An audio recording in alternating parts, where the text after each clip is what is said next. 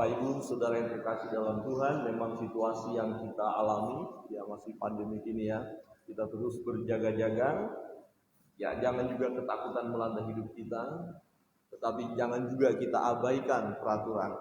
Kalau sekarang peraturan, kalau Bapak Ibu tadi masuk gereja, ada spanduk ya, 5M sekarang ya, 5M, yang tadinya kita kenal 3M, ya ditambah 2M-nya lagi.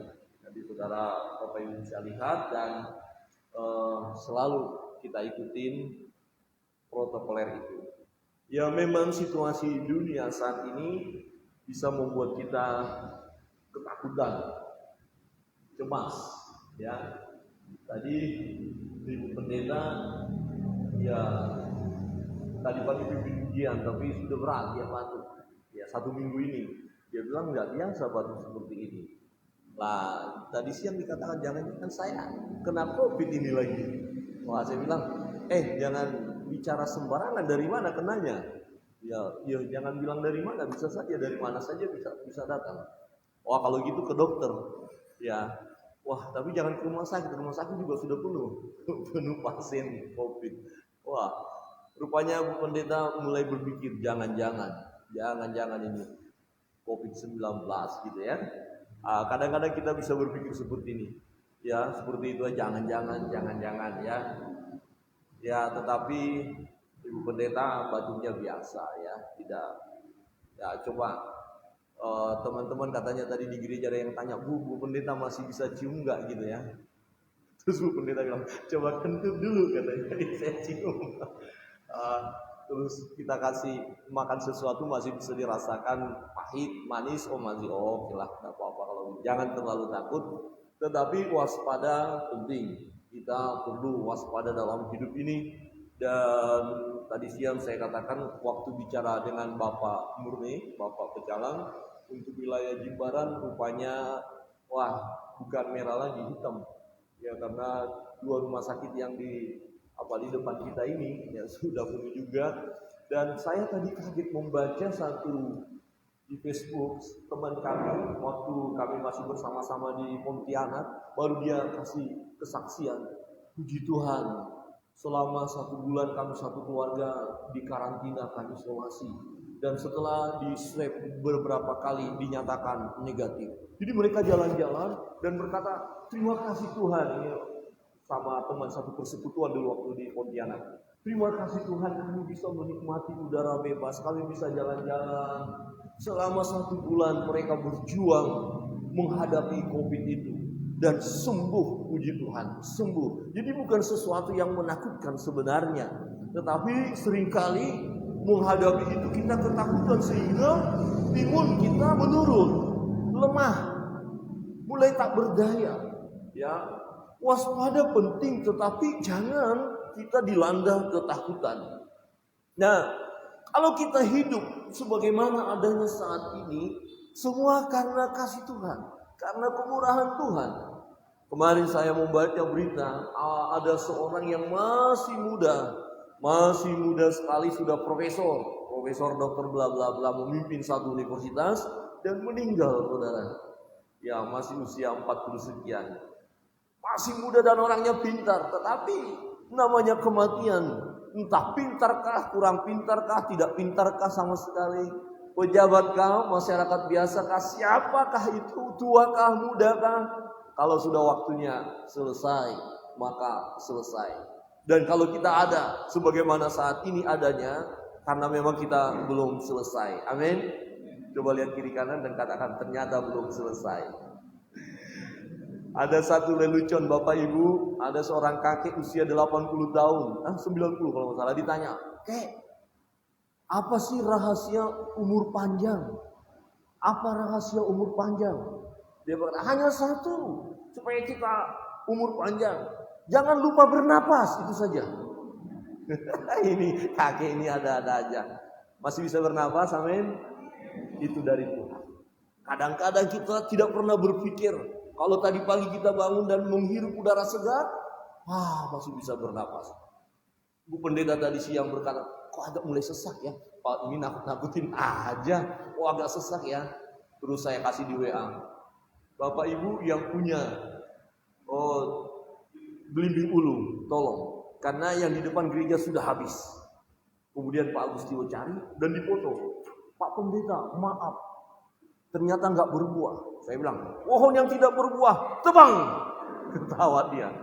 Terus datang Pak Frendi, untuk apa Pak? Sebentar ke rumah mertua. Oh, demi itu, pergi ke rumah mertua. Ya sekarang jalan-jalan Pak ya semua. Dikasih video, maaf Pak Pendeta, tidak ada. Tebang juga. Saya bilang, ketawa dia. Akhirnya dia berjuang mencari entah dari mana dan ketemu. Oh, alhamdulillah, puji Tuhan, ketemu. Ya, kemudian tadi direbus, saya coba dan akhirnya saya bantu. Loh, kok jadi saya bantu? Ya, tapi Ibu Pendeta tadi sudah coba. Itu ada kesaksian seorang ibu nenek ya, karena memang dalam keluarga itu terserang COVID. Kemudian dia dapat pengertian untuk belimbing ulu dibelah, direbus dan dia berjuang. Setelah sembuh baru dia berani bersaksi dan dikatakan buat seperti itu. Ya, jadi hal-hal yang positif tidak ada masalah kita ikuti, tetapi jangan terlalu takut.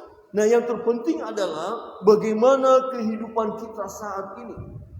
Adakah Kristus hidup di dalam kita? Itu yang terpenting. Dengan situasi yang ada, pandemi ini dan juga bencana alam yang ada, sesungguhnya hendak mengingatkan kita tentang kehidupan ini. Adakah Kristus hidup di dalam kita? Sebab itulah sesungguhnya yang terpenting. Apalah artinya hidup jika Kristus tidak ada di dalam kita? Sama saja kita tidak hidup. Sebab ketika kita meninggalkan dunia ini, kematian yang abadi yang akan terjadi. Tetapi manakala Kristus hidup di dalam kita, memang betul kita akan meninggalkan dunia ini. Tetapi ada tempat yang telah tersedia bagi kita. Rumah Bapa, surga yang mulia. Amin. Amin. Coba lihat kiri kanan dan katakan, adakah Kristus di dalammu? Adakah Kristus di dalammu? Baik, ini menjadi perenungan bagi kita. Kemudian kita coba introspeksi diri. Benarkah Kristus ada di dalam hidup kita? Saudara yang terkasih dalam Tuhan. Ya, Galatia pasal 2 ayat 20 berbunyi demikian. Namun aku hidup, tetapi bukan lagi aku sendiri yang hidup, melainkan Kristus yang hidup di dalam aku. Dan hidupku yang kuhidupi sekarang di dalam daging adalah hidup oleh iman dalam Anak Allah yang telah mengasihi aku dan menyerahkan dirinya untuk aku. Yesus mati di kayu salib, menyerahkan dirinya untuk setiap kita yang berdosa ini yang datang kepada Dia. Kita mau peroleh keselamatan. Dan hidup kita haruslah hidup oleh iman dalam Anak Allah. Iman dalam Yesus Kristus Tuhan. Saudara dan saya, kita sebagai anak-anak Tuhan, kita harus mengakui. Seperti pengakuan Rasul Paulus. Ya, bahwa hidupnya, ya ketika dia masih hidup, dia berkata, hidupku yang kuhidupi sekarang di dalam daging. Saudara dan saya hidup. Dan hidup kita saat ini masih hidup di dalam daging. Masih ada kelemahannya. Masih ada keterbatasannya.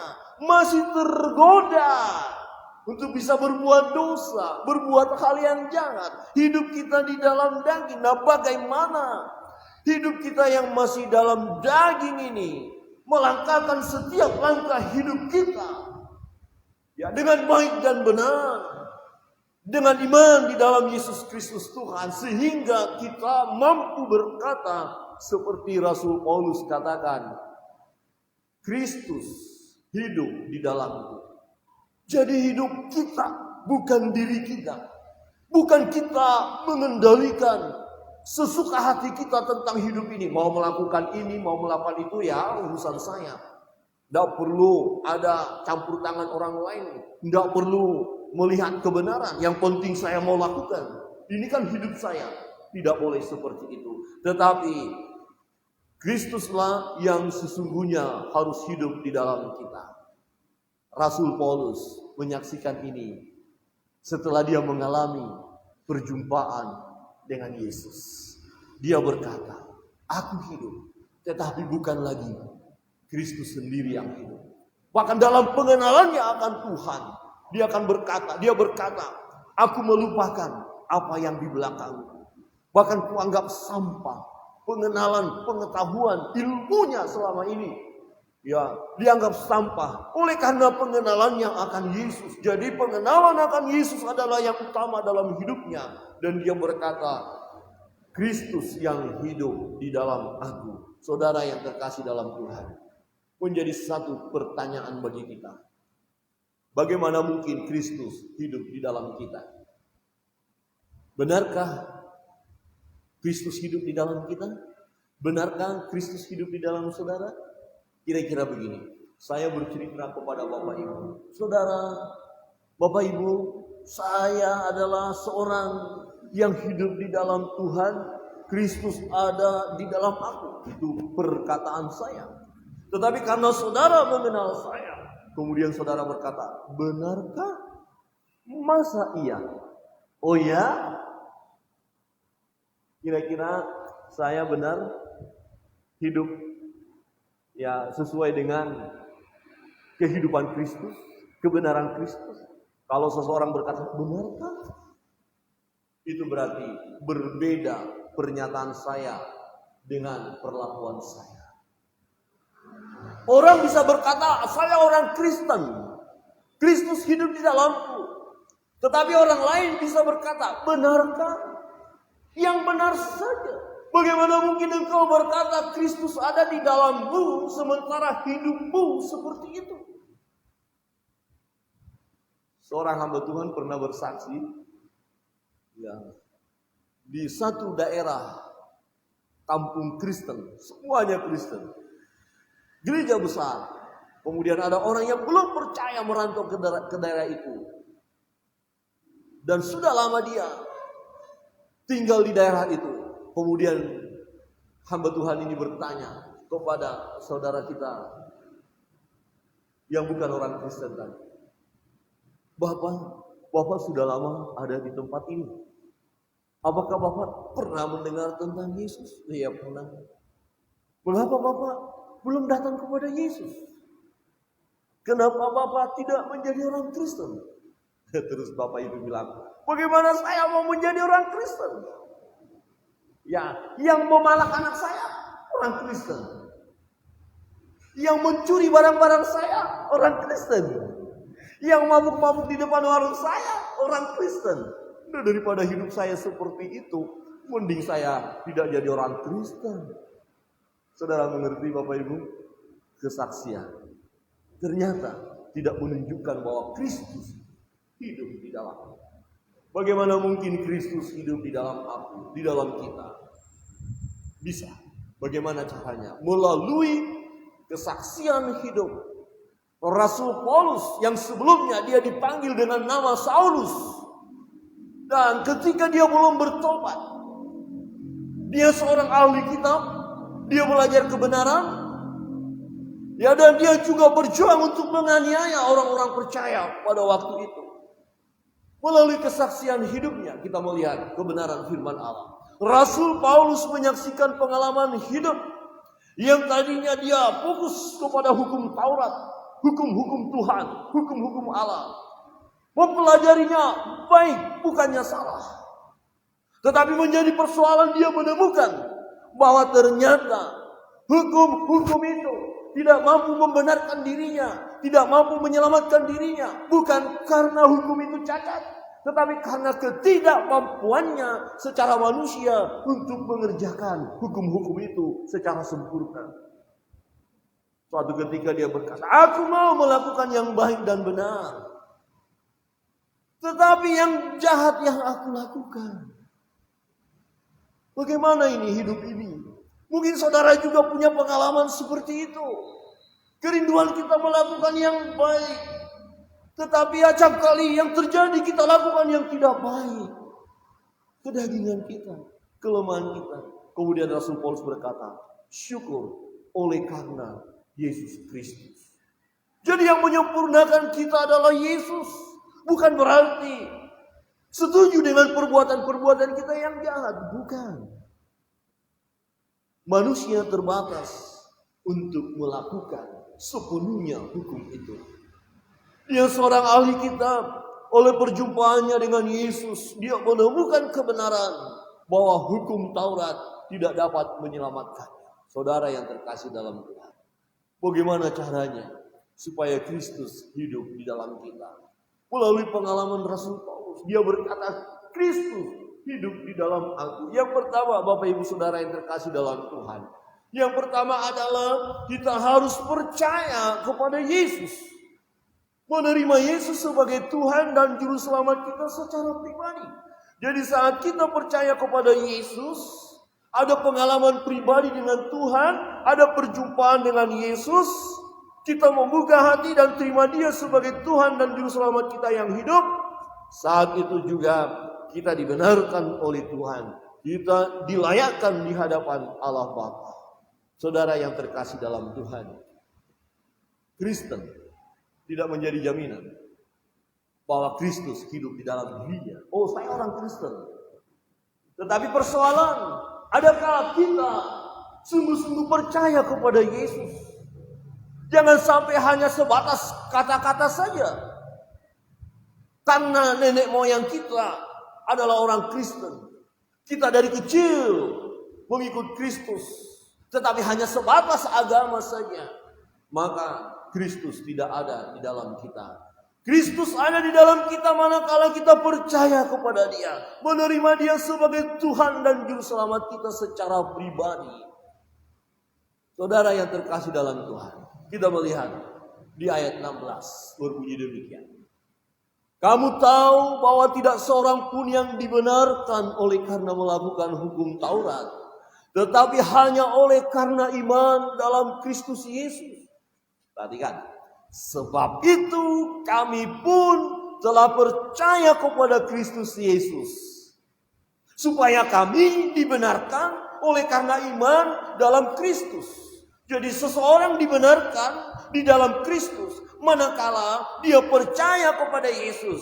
Itu sebabnya Rasul Paulus berkata, sebab itu kami pun telah percaya kepada Kristus Yesus, supaya kami dibenarkan oleh karena iman dalam Kristus dan bukan oleh karena melakukan hukum Taurat.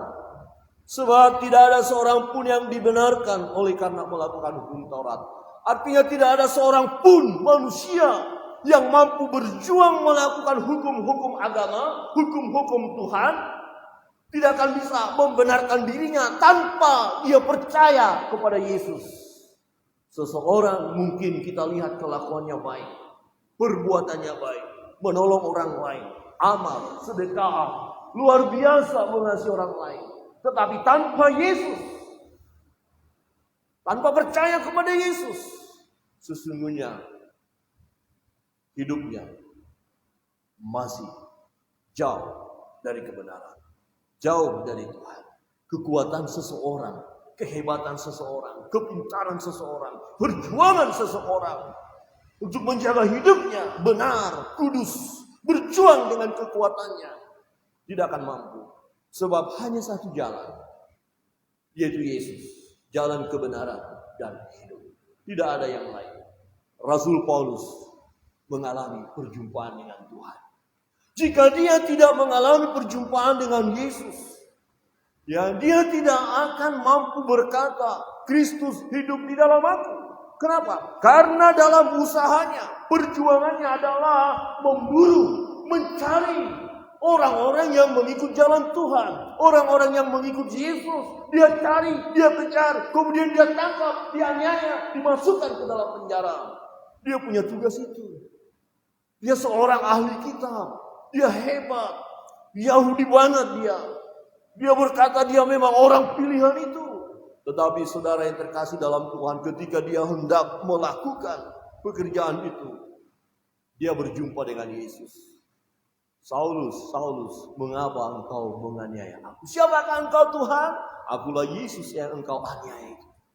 Sejak itu terjadi perubahan dalam hidup Paulus. Seseorang jika belum berjumpa dengan Yesus, belum mengalami pengalaman pribadi dengan Tuhan, hanya ikut-ikutan saja, perlu dipertanyakan apakah benar orang ini sudah mengalami hidup baru. Apakah benar Kristus ada di dalam dia? Sebab jika seseorang sungguh percaya kepada Yesus dan menerima Yesus sebagai Tuhan dan Juru Selamatnya secara pribadi, maka Kristus ada di dalam dia.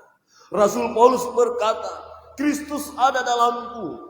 Dimulai dari komitmennya, keputusannya untuk percaya kepada Yesus. Sebab itu kami pun telah percaya kepada Kristus Yesus. Ini penting Bapak Ibu Saudara yang terkasih dalam Tuhan. Percaya kepada Yesus. Ada seorang yang berjumpa dengan Yesus. Kemarin saya menonton YouTube-nya. Dari kecil dia sudah mengikuti kepercayaannya yang semula. Dari nenek moyangnya, kepercayaan itu sudah mendarah daging. Mereka dilatih, diajar sampai betul-betul paham. Dan dia berkata, dalam agamaku, aku orang yang militan. Hampir sama seperti Rasul Paulus. Dia bilang militan dan tidak terlalu suka dengan orang Kristen. Apalagi tentang Yesus, Isa Al-Masih itu. Dia tolak. Tetapi satu ketika, dia berjumpa langsung dengan Tuhan. Dan dia berkata, dia yang panggil saya.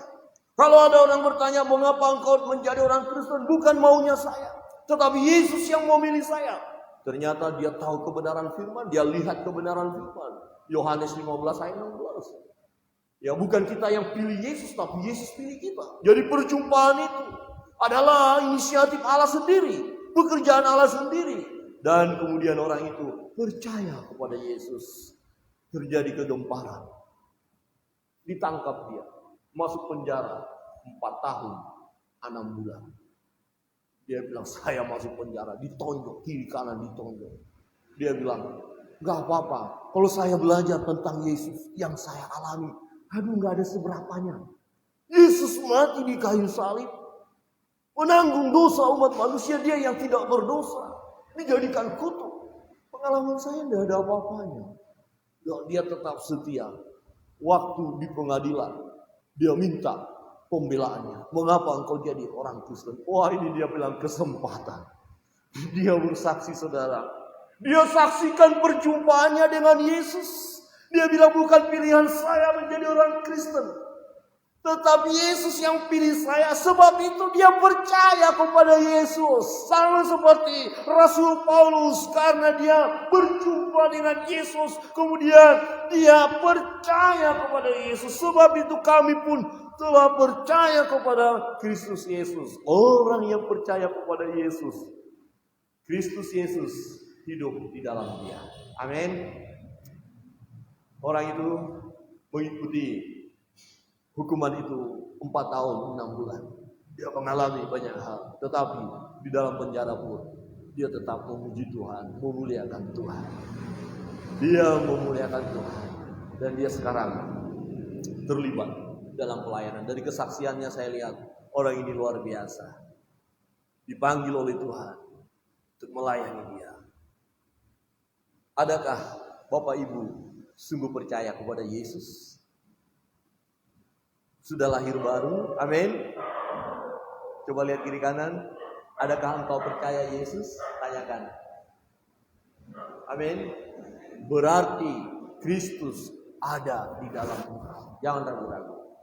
Berani kita berkata, Kristus ada di dalamku. Memang hidupku hidup di dalam daging, penuh dengan kelemahan. Bisa saja saya khawatir dalam hidup ini. Kadang-kadang ada ketakutan yang melanda, itu wajar. Kadang-kadang dosa menggoda begitu dahsyat. Secara daging memang saya masih hidup dalam daging. Tetapi Kristus sudah ada di sini. Berarti yang mengendalikan hidup kita ada Kristus, ada Tuhan, ada kuasanya yang ada di dalam diri kita. Bahkan setiap orang percaya dia dimeteraikan oleh Roh Kudus. Roh Allah sendiri ada pada kita orang percaya. Roh yang ada padaku lebih besar kuasanya daripada roh-roh yang ada di dunia ini. Roh apa itu? Roh Kudus ada pada kita. Amin. Amin. Dahsyat. Percaya kepada Yesus. Saudara yang terkasih dalam Tuhan, ketika perjumpaan itu terjadi, perubahan terjadi dalam diri Paulus. Kemudian dia melayani, memberitakan Injil. Dan orang-orang berkata, bukankah dia yang hendak membinasakan Injil itu? Kenapa sekarang dia justru menceritakannya? Dan dalam satu pernyataan Rasul Paulus adalah, dia berkata, aku yakin dengan kokoh, sebab Injil adalah kekuatan Allah yang menyelamatkan. Wow. Dan terjadi perubahan hidup. Yang kedua, Bapak Ibu Saudara yang terkasih dalam Tuhan. Ya, bagaimana caranya supaya Kristus hidup di dalam kita? Kita harus bersedia disalibkan bersama dengan Kristus. Kita harus bersedia menyangkal diri kita. Sebagaimana Kristus mati di kayu salib untuk menyelesaikan dosa-dosa manusia. Demikian juga kita harus rela disalibkan terhadap perbuatan-perbuatan kita yang berdosa itu. Tabiat dosa hendaklah kita matikan di dalam diri kita. Salibkan, menyalibkan diri kita. Saudara yang terkasih dalam Tuhan, ayat 19 berbunyi demikian. Sebab aku telah mati oleh hukum Taurat, untuk hukum Taurat, supaya aku hidup untuk Allah. Aku telah disalibkan dengan Kristus. Saudara yang terkasih dalam Tuhan, menarik mempelajari hal ini. Disalibkan dengan Kristus. Penyangkalan diri. Wah, ini tidak gampang. Jadi kalau saudara dan saya hanya berkata saya orang Kristen, betul saya percaya Yesus, tetapi orang lain tidak melihat bukti daripada iman kita. Orang lain tidak mampu melihat bahwa kita telah menyalibkan kedagingan kita. Kita masih asik dalam kehidupan yang lama kita. Orang akan bertanya, benarkah Kristus ada di dalam dia? Benarkah orang ini adalah orang percaya? Benarkah dia pengikut Kristus? Benarkah dia murid Tuhan? Saudara yang terkasih dalam Tuhan, Rasul Paulus berani berkata, aku telah disalibkan dengan Kristus. Maka dia berkata begini, waktu dia belum percaya kepada Yesus, dia orang hebat, dia orang pintar. Maka dikatakan, semua kuanggap sampah, tak berguna, oleh karena pengenalan akan Yesus. Jadi kebanggaan secara manusia, kehebatan secara manusia, nggak ada apa-apanya. Oleh karena pengenalan akan Yesus, kemudian dia tanggalkan, dia tinggalkan, dia buang, dia lepaskan. Kemudian dia mengarahkan pandangan kepada satu tujuan untuk memperoleh mahkota. Dia berlari-lari sedemikian rupa. Jadi terjadi perubahan dalam hidupnya. Itulah yang terjadi manakala Kristus ada di dalam kita. Pasti ada perubahan, tidak bisa tidak. Karena Tuhan mengerjakannya di dalam kita. Kalau tidak terjadi perubahan, perlu dipertanyakan, adakah orang ini sudah lahir baru? Adakah orang ini sungguh-sungguh percaya Yesus? Adakah orang ini yang mengalami perjumpaan dengan Tuhan?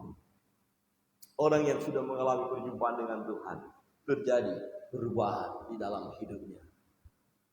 Coba lihat kiri kanan dan tanyakan, sudahkah berubah? Dengan lembut ya, jangan terlalu keras lah. Halo, sudahkah berubah? Sudah ya, amin. Amin. Harus terjadi perubahan. Akhirnya orang bilang, benar, aku tahu Kristus ada di dalam dia. Ketika bincang-bincang kata-katanya membangun, tidak menyakitkan. Oh haleluya. Ketika dia mendengar gosip, dia tidak ikut menambah-nambah. Dia berkata, tidak, jangan gosip. Ketika dia berkata-kata, selalu kebenaran firman dinyatakan. Ketika dia melihat orang yang tak mampu, dia dengan seketika tanpa disuruh menolong, membantu, bahkan mendoakan orang-orang yang sedang mengalami masalah, mengalami pergumulan. Wow, itu dia. Kristus ada di dalam dia. Jadi keakuan kita, kedagingan kita harus kita salibkan. Amin. Dan itu membutuhkan proses. Perubahan kita harus terjadi dari hari ke hari. Mungkin hari ini kita menemukan diri kita ada perbuatan-perbuatan kedagingan yang masih begitu kuat menempel. Kemudian kita berkata, Tuhan, tolong aku. Perbuatan ini aku hentikan, aku tolak. Misalnya, oh saya masih sakit hati kepada seorang ini. Memang dia yang menyakiti saya. Tapi memang perbuatannya terlalu Tuhan. Saya nggak bisa mengampuni. Tapi Tuhan bilang, ampuni, kasihi. Kan Kristus ada di dalam kita. Karena Kristus ada dalam kita, kita salibkan keakuan kita. Jadi orang yang tidak bisa mengampuni itu orang sombong ya. Orang yang akunya kuat. Maka kita hancurkan keakuan kita. Dan kemudian kita bilang, baik Tuhan, aku akan mengampuni dia. Aku akan mendoakan dia. Aku akan memberkati dia. Amin. Amin. Berarti tidak ada yang sakit hati dong di sini ya. Atau masih proses Pak Pendeta. Ini kan baru hari ini saya dengar. Tetapi saya akan berdoa mengasihi dia. Walaupun terlalu sakit. Bahkan Pak Pendeta, kalau Pak Pendeta tahu, dia buat luka yang lama. Terluka lagi Pak Pendeta. Loh kok bisa? Iya, dulu dia lukai aku. Kemudian sudah sembuh. Dilukai lagi luka itu. Sakit nggak Pendeta? Oh sakit banget. Kemudian di mana sakitnya Pak Pendeta? Di sini. Lahirlah lagu itu. Sakitnya itu di sini. Boleh nggak orang Kristen nyanyi begitu? Sakitnya itu di sini. Ya waktu disakiti boleh dong. Kita nggak lihat kita hidup yang kita hidup sekarang hidup di dalam daging loh. Saudara dengar kata-kata yang tidak baik masih bisa tersinggung loh, masih bisa sakit hati loh. Tapi tidak lagi menguasai hidup kita. Sakit hati tidak menguasai hidup kita. Kebencian tidak menguasai kita. Dendam tidak menguasai kita. Memang sempat mau tergoda, awas kau. Berani kau coba-coba seperti itu. Hadapi saya. Begitu ya. Amin. Oh sekarang sudah diubahkan Pak Pendeta. Waktu dia sakiti hati saya katakan, tidak apa-apa, silakan jika itu membahagiakan kamu, sakitilah saya. Engkau tampar pipi kanan, nih pipi kiri. Kalau kau ulangi lagi nih, kaki kanan, kaki kiri. Ada orang begitu ya, kau coba-coba. Halo, salibkan keakuan kita. Tabiat dosa. Seseorang mengenal siapa kita. Tentu dari apa yang kita lakukan. Tidak cukup hanya berkata Kristus ada di dalam. Tanpa kita bicara, orang bisa lihat. Benar, saudara kita itu orang yang hidup di dalam Tuhan. Dia dikendalikan oleh Tuhan. Ada Kristus di dalam dia. Lihat, waktu dia menghadapi masalah, tenang. Lihat, waktu dia ada pergumulan, tetap tenang. Tetap berdoa. Seperti masa-masa sukar sekarang, pandemi ini. Anak-anak Tuhan terlihat tanpa bicara, sudah bisa kita lihat. Semakin merendahkan diri kepada Tuhan. Tetapi orang-orang yang jauh dari Tuhan, kelakuannya semakin menjadi-jadi. Ya sudah toh mati juga. Kita bebas saja, mumpung lagi hidup. Waduh, salah banget. Tetapi kesulitan membuat kita semakin merendahkan diri sama Tuhan. Semakin datang kepada Tuhan. Tadi baru saya baca ada keluarga pindah dari Bali ke Jakarta. Kemarin berangkat jam 13.30, masih siang. Sampai di Jawa Tengah. Cuaca, 5 menit cuaca dahsyat. Pilot berkata semua berdoa menurut keyakinan dan kepercayaan masing-masing. Mereka berdoa bersuruh Tuhan. Sungguh luar biasa. 5 menit pilot mutar-mutar di atas karena angin. Padahal jam 13.30 berangkat dari sini. Masih siang toh. Mendung kelam. Dia dekat ini jendela dia. Paling pinggir dia lihat. Wah. Dia berkata hanya berdoa, berserah kepada Tuhan. Dan setelah lewat cuaca itu, kemudian turun, dia kasih kesaksian, puji Tuhan, berkat doa. Jadi ketika kita menghadapi segala situasi yang sulit, susah, terlihat jelas keadaan kita. Apakah Kristus ada di dalam kita? Orang yang Kristus ada di dalam dia tetap bisa tenang, berdoa, berserah kepada Tuhan. Orang bikin masalah, bikin sesuatu yang menyakitkan, tidak diresponi secara negatif, tidak membalas kejahatan dengan kejahatan, tidak, karena Kristus ada di dalam dirinya. Saudara, kita harus menanggalkan cara hidup yang lama. Salibkan kedagingan kita, sangkal diri, mau meneladani Yesus. Kalau saudara tidak mau menyangkal diri, saudara mau tetap melakukan apa yang menurut saudara benar, padahal tidak sesuai dengan firman Allah. Bagaimana mungkin Kristus hidup di dalam saudara? Bagaimana mungkin kita diubahkan oleh Tuhan kalau kita tidak mau menyalibkan kedagingan kita, keegoisan kita, salibkan diri kita. Saudara yang terkasih dalam Tuhan. Kebenaran yang ketiga, jangan menolak kasih karunia Allah. Supaya Kristus hidup di dalam kita. Jangan pernah menolak kasih karunia Allah. Ayat 21. Aku tidak menolak kasih karunia Allah. Inilah kesaksian Rasul Paulus. Tadi dia percaya. Dia meresponinya, percaya kepada Yesus. Kemudian dia bertindak, mau disalibkan bersama dengan Kristus. Dan yang ketiga, dia tidak menolak kasih karunia itu. Aku tidak menolak kasih karunia Allah. Sebab sekiranya ada kebenaran oleh hukum Taurat, maka sia-sialah kematian Kristus. Kalau ada kebenaran karena kita melakukan hukum-hukum agama, tidak perlu Yesus mati. Kalau kita melakukan hukum-hukum Taurat itu, kita bisa dibenarkan olehnya, maka tidak perlu Kristus mati. Tetapi karena ketidakmampuan hukum itu, aturan itu, ya, di mana kita manusia yang penuh kelemahan dan tidak mampu melakukannya. Dan memang hukum itu tidak sempurna. Sebab Yesuslah yang sempurna. Itu sebabnya Yesus berkata, aku datang bukan meniadakan hukum Taurat, tetapi untuk menggenapinya. Jadi melakukan hukum-hukum Tuhan baik dan benar. Tapi kita terbatas untuk melakukannya. Syukur kepada Yesus yang memberikan kasih karunia-Nya kepada kita. Oleh kasih karunia kita diselamatkan. Bukan karena usaha dan pekerjaan kita. Bukan karena amal kita. Bukan karena perjuangan kita. Tetapi karena kasih karunia Allah. Saudara yang terkasih dalam Tuhan. Sesungguhnya hidup kita saat ini memang hidup di dalam daging ini. Orang-orang percaya. Di mana Kristus hidup di dalam kita. Sesungguhnya kita ini hidup hanya karena kasih karunia Allah. Untuk itu kita harus naikkan syukur kita kepada Tuhan. Saudara masih bernapas? Amin. Coba lihat kiri kanan, masih bernapas? Dari mana napas itu? Dari Tuhan. Pemberian Tuhan. Saudara beli? Bapak Ibu beli? Nah, saudara perjuangkan untuk dapat bernapas enggak? Kalau waktunya sudah nggak bisa napas, nggak bisa. Jadi selagi bernapas, lihat ini karunia Allah, kasih Allah. Maka kita berkata puji Tuhan. Pada saat pagi hari kita bangun dari tidur, kemudian kita masih bisa bernapas. Haleluya. Terima kasih Tuhan, masih bisa bernapas. Kadang-kadang ada juga yang sesak, tapi masih bisa bernapas. Puji Tuhan, masih bisa bernapas walaupun sesak. Puji Tuhan. Ya. Jadi hidup kita saat ini adalah karena kasih karunia Allah. Jadi jangan lupa bersyukur kepada Dia.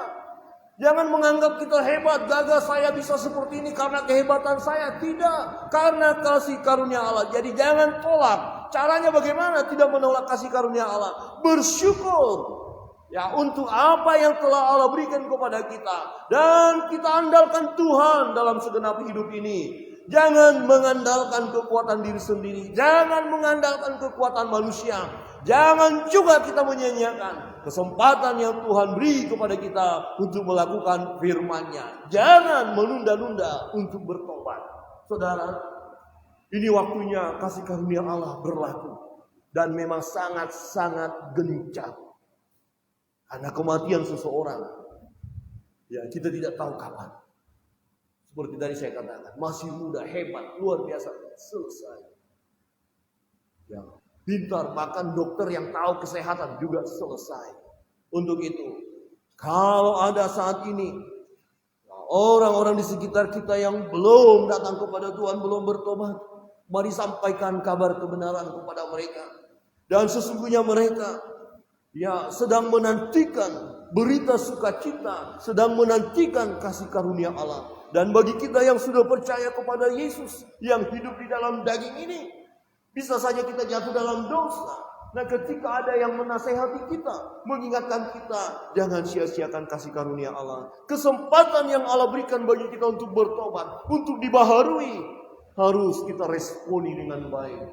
Harus kita beri diri kita diubahkan oleh Tuhan. Kalau ada orang menasihati kita karena kita salah, jangan marah sama dia, jangan membenci dia, melainkan ucapkan terima kasih. Wah Ibu, terima kasih, engkau mengingatkan aku tentang jalanku yang salah. Aku sadar dan aku mau bertobat. Ini adalah kasih karunia Tuhan. Amin. Kadang-kadang orang menolak. Satu contoh menolak kasih karunia Allah. Ada seorang muda berkali-kali diingatkan oleh orang tuanya supaya hidup benar. Bawa kendaraan jangan ugal-ugalan. Jangan minum minuman keras. Tapi anak muda ini berkata, saya masih muda, umur saya masih panjang, saya mau memuaskan dulu. Dia minum-minum terus, mabuk-mabuk terus, bawa motor ugal-ugalan. Dan satu ketika terjadi kecelakaan. Terus innalillahi wa inna ilaihi raji'un. Dia menyia-nyiakan kesempatan hidup. Kadang-kadang ada orang mengingatkan kita. Untuk itu, jangan tolak kasih karunia Allah. Amin. Jangan tolak kasih karunia Allah. Coba lihat kiri kanan dan katakan, jangan menunda untuk bertobat. Jangan menunda untuk bertobat. Saya undang kita bangkit.